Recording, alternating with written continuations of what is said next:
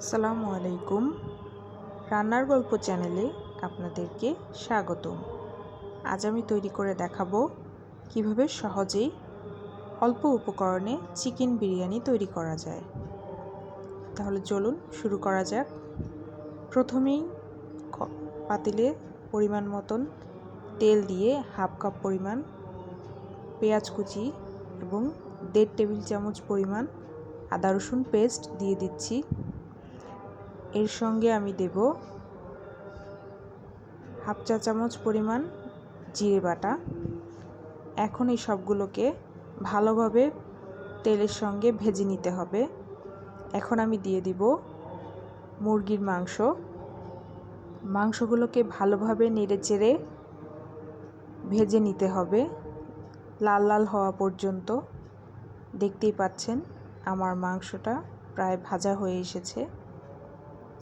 এ পর্যায়ে আমি মশলা হিসেবে ব্যবহার করছি রাঁধুনির বিরিয়ানি মশলা।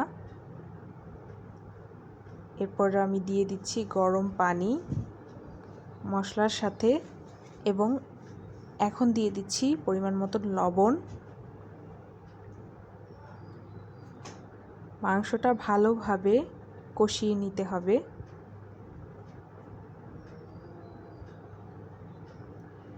ভালোভাবে মাংস কষানো হয়ে আসলে এ পর্যায়ে আমি দিয়ে দিচ্ছি কিছু আলুটা আপনারা স্কিপ করতে পারেন, কিন্তু আমার কাছে ভালো লাগে তাই আমি দিলাম। এরপর ঢেকে আলু এবং মাংস সিদ্ধ হওয়ার জন্য অপেক্ষা করতে হবে।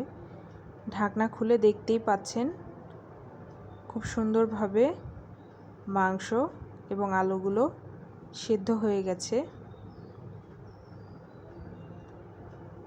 ভালোভাবে নেড়েচেড়ে মাংসের ঝোল খুব অল্প পরিমাণ আছে। এ পর্যায়ে আমি দিয়ে দিব আগে থেকে ধুয়ে রাখা পোলাওয়ের চালটা দিয়ে ভালোভাবে নেড়ে দিতে হবে। মাংস এবং মশলা সব একসাথে মিশিয়ে নিতে হবে। অনেকেই আছে চাল আলাদা করে ভাজতে পছন্দ করেন বা মাংস উঠিয়ে রেখে, আমি একসাথেই দিয়ে দিলাম। এখন আমি যেই কাপ দিয়ে চাল মেপে নিয়েছি সেই কাপের ডাবল পানি দিয়ে দিচ্ছি মটরশুঁটি, কাঁচা মরিচ।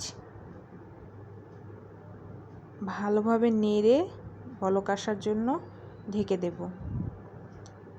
আমার পাতিলটা ছোট হয়ে গিয়েছিল তাই আমি বড় পাতিলে শিফট করে এখন দেখতেই পাচ্ছেন পানি টেনে এসেছে। চালটা একটু শক্ত আছে। এখন আমি দমে দেওয়ার জন্য প্রিপেয়ার করছি। দিয়ে দিচ্ছি পরিমাণ মতন কেওড়ার পানি, গোলাপের পানি দিয়ে সুন্দর মতন নেড়ে সেট করে একটা ভারী বস্তু দিয়ে চাপা দিয়ে রাখতে হবে। চুলার আঁচটা মিডিয়াম টু লো রাখতে হবে, আর নিচে একটা ভারী কড়াই দিলে ভালো হয়। এখন চলুন ঢাকনা খুলে দেখা যাক। 20 মিনিট পর আমি ঢাকনা খুলছি। তৈরি হয়ে গেল খুব সহজে অল্প উপকরণে মজাদার চিকেন বিরিয়ানি। চলুন আপনাদেরকে পরিবেশন করে দেখাই। সবাই ভালো থাকবেন, সুস্থ থাকবেন। ধন্যবাদ।